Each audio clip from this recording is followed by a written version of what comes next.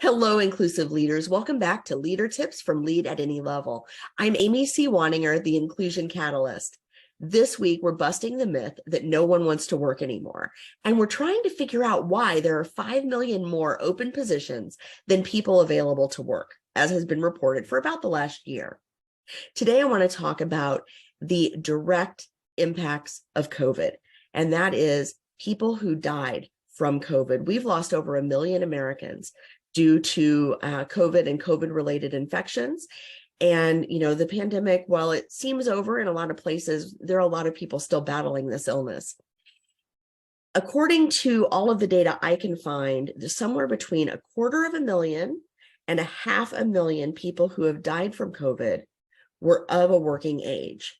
So we've lost somewhere between 250,000 and 500,000 people just because we've lost the people.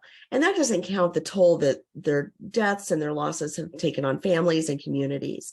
This is really about workers who just aren't with us anymore.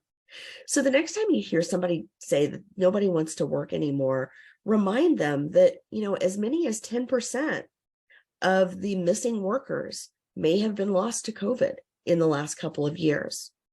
Now, this is a depressing thought, but it's true, and we need to keep it in mind because we can't solve the problem of finding and retaining employees if we have wrong assumptions about why we're having trouble.